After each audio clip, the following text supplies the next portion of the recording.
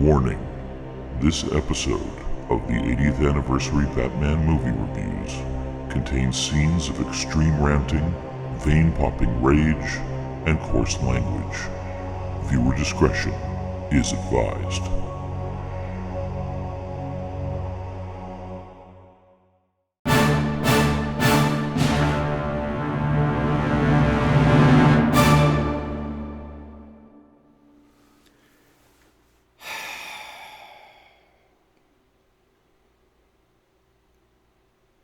(1997's) Batman and Robin, today on the Multimedia Chronicles.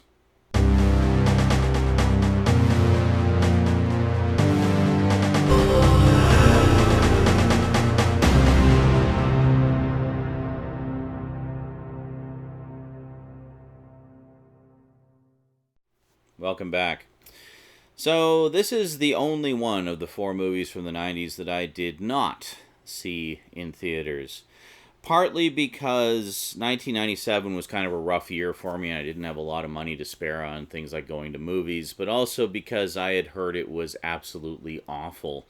It had only been 2 years since the previous movie. Prior to that, they had been coming out about once every 3 years. There was more development time for each one. So yeah, so the first time I actually saw it was a number of years later, early 2000s sometime, when I was collecting a lot of Laserdiscs off of eBay, because this was when DVD was really taking off, so Laserdiscs were pretty cheap on eBay, so I took it as an opportunity to build up the Laserdisc collection a little bit more on the cheap.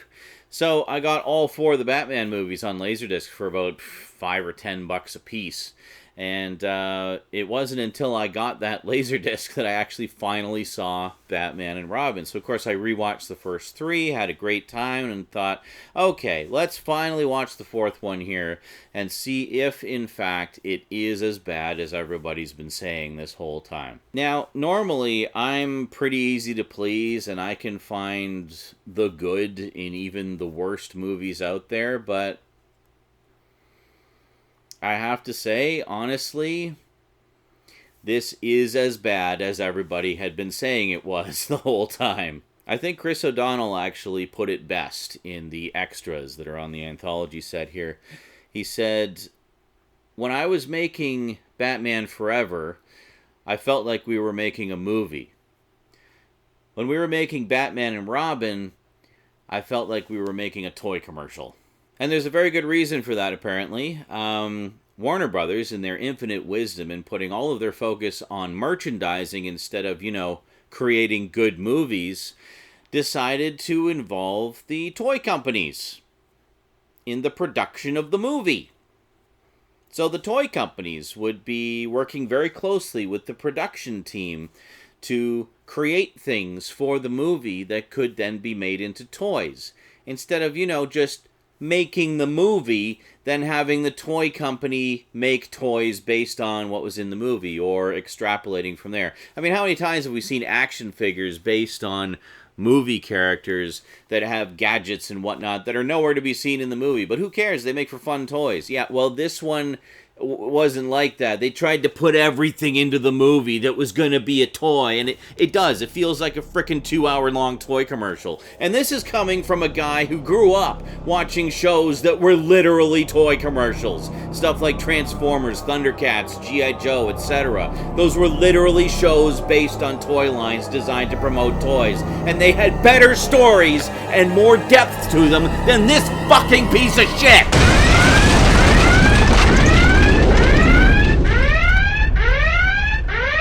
Wow, where did that come from? Oh, but please don't hold back, Zaranizrak. Tell us how you really feel. Sorry, I can't help but feel the rage well up within me when I think back to how much I enjoyed the first three movies. Yes, even the third one, with all of its flaws, I enjoyed. And then I saw this one, and I'm just like, what the hell happened?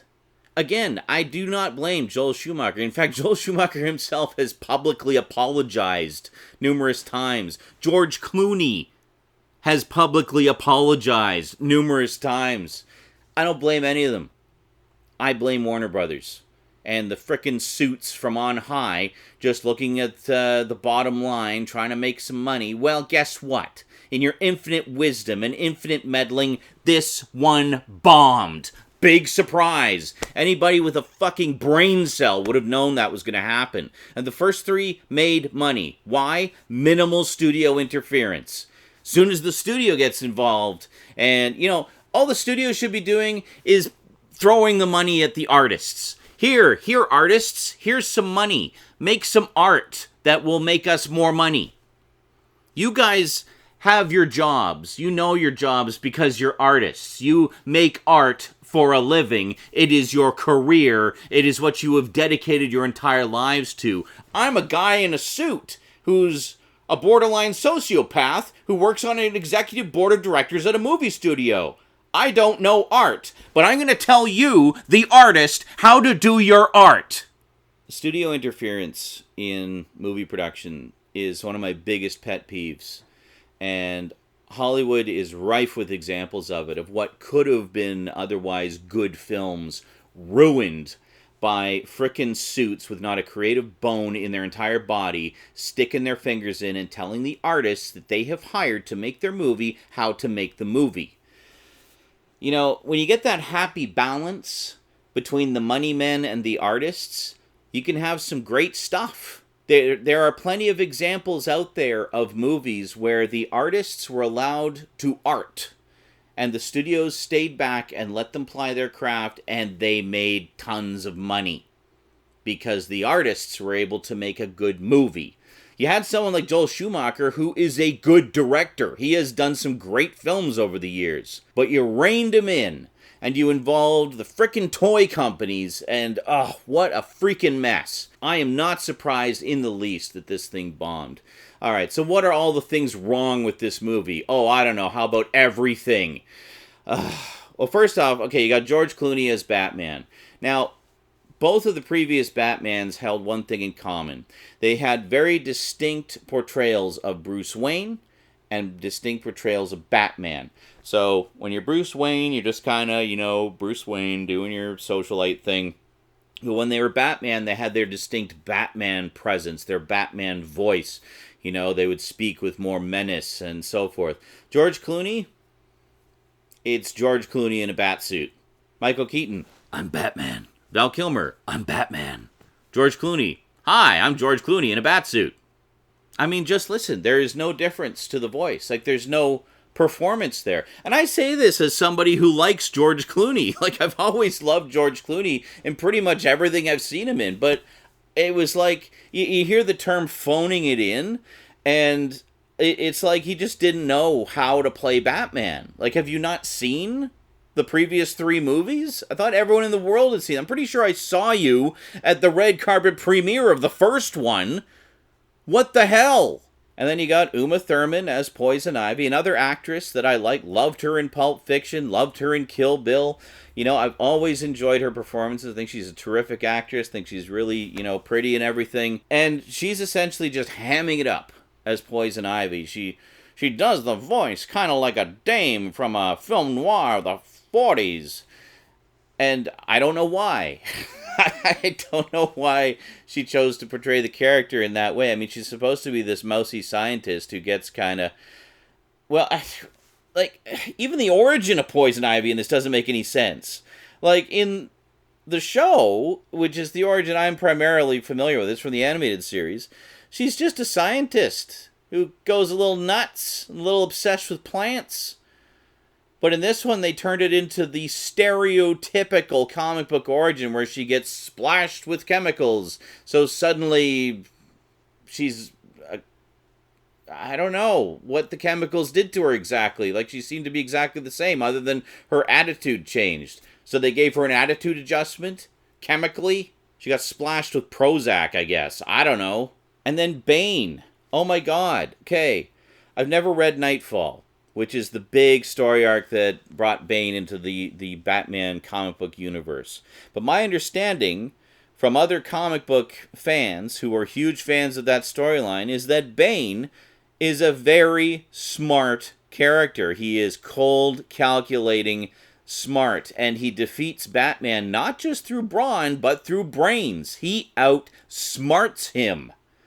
Now, we saw this portrayal a lot more accurately in The Dark Knight Rises, the third of the Nolan films. So that was my introduction to the real Bane. I was like, oh, this is interesting, because all I had ever seen of Bane was this, and I was like, I couldn't understand why Bane was such a beloved character in the Batman comics, because I hadn't read those ones. So I just see him in this, and I thought, this is Bane? No, apparently not. This is not Bane. This is some generic Hulk-like brainless thug in a lucha mask. That is not fucking Bane. Monosyllabic, muscle-bound freak. That's who is it. It could have been anybody. It did not have to be Bane. The only reason they called him Bane was to have a little bit more marquee value for the comic fans.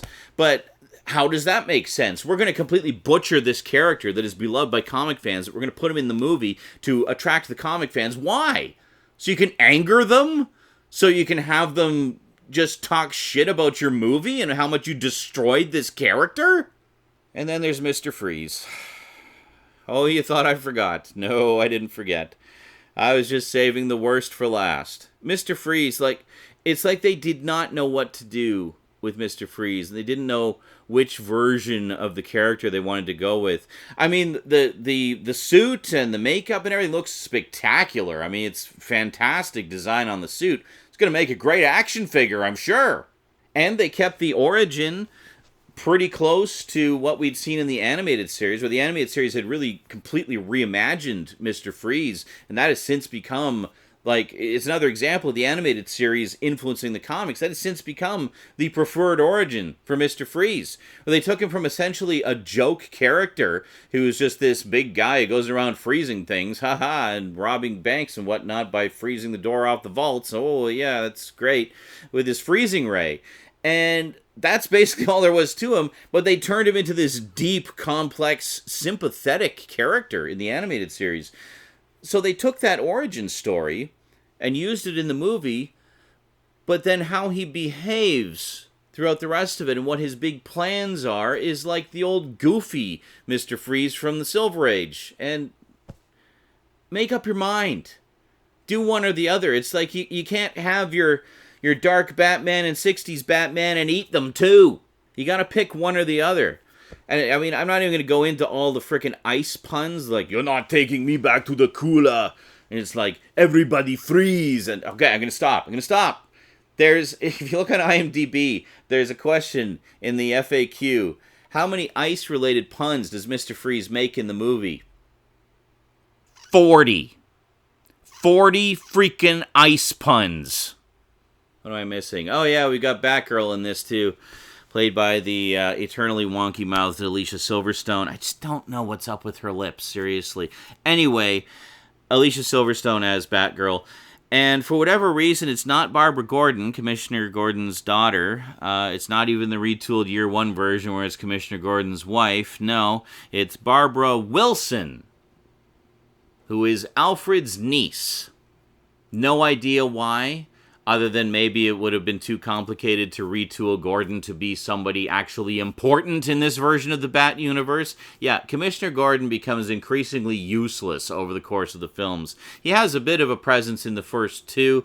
The third one, less so. The fourth one, he's completely useless. So I guess to introduce a backstory for Barbara, having her his daughter and everything would have been just too complicated within the flimsy framework for the character that had been set up by the previous movies.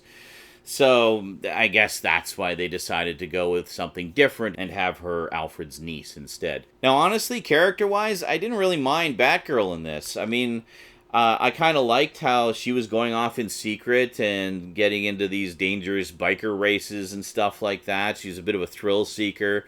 And yeah, I thought that was a fun little twist on her story. And I like how Robin discovers the truth about her and stuff like that. I liked that stuff, you know. And I think that's really what it boils down to, is I liked the little character stuff. Much like in the third one, I was talking about how with like Chase Meridian, I liked the psychology stuff where she was trying to get to, you know, help Bruce Wayne with his psychological problems.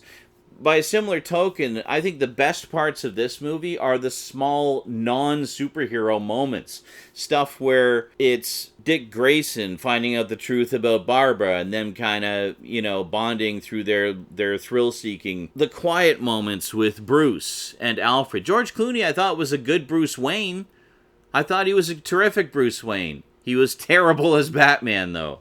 And then the whole story with Poison Ivy and her love dust causing Batman and Robin and everybody else to be smitten with her. Yeah, I get that. That's a Poison Ivy thing that she does. But the thing that bugged me was that after all they've been through, Robin refuses to listen to or trust Batman. When he's explained to her, he's like, yes, I want to be with Poison Ivy too, so bad I can taste it because of her love dust, and you're under the influence of it too, and you're not seeing it. You're not seeing clearly.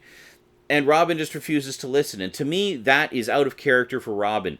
Because Robin would have, shaken it off and realized, shit, you're right. Yeah, we got to, keep our heads together. They would have worked together.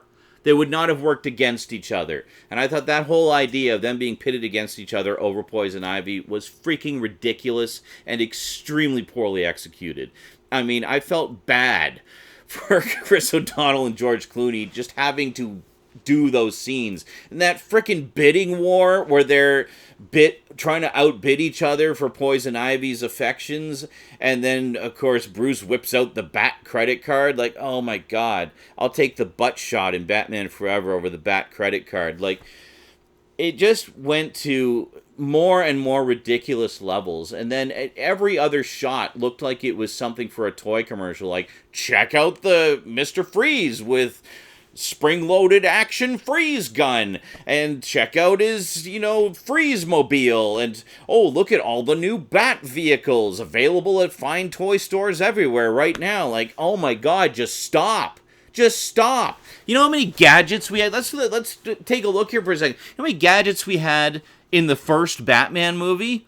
Okay, you had the bat suit, one bat suit. You didn't have one bat suit and then the sonar suit and then this suit and this suit and this suit. No. You had one frickin' bat suit. Okay? You had the batarangs, you had the grappling gun, and you had that zip line thing, the split thing that makes zip lines. I can't remember what it's called. Anyway, you had that, and then in terms of vehicles, you had the Batmobile, because you gotta have the Batmobile in every Batman movie, and the Batwing. That's it. That's all you have. There's your action figures. You got one Batman and some gadgets. Done. Add a jetpack on there if you want, toy company. Just don't tell me what the fuck to do in my movie. You want to have an action figure with lots of different suits? Well, you got the Joker. The Joker likes to dress up. You can put him in a freaking dress if you want. I don't care. Whatever you think's going to sell more toys. But don't tell me what to do in my fucking movie. So, yeah. Needless to say, I have a few issues with this one. I know some people like to enjoy it simply for the train wreck that it is, and I can see that. And maybe I will enjoy it in that way going forward, but it's hard to come into this one after going on the journey of the first three and to not be initially just wondering what the hell is going on, and then to be angered by it. I feel betrayed by the franchise. It's this is not the franchise that I invested in with my movie-going dollars. I saw the first one 3 times because I wanted to support that franchise. I bought the VHS when it came out. I bought the Laserdisc. I bought the DVD. I bought the Blu-ray. Twice. Batman Returns. I saw it 3 times in the theater because I still believed in that franchise and wanted to support it. I liked where it was going and I wanted to see more, so I did my part to contribute to that. Bought the Laserdisc. Bought the DVD. Bought the Blu-ray.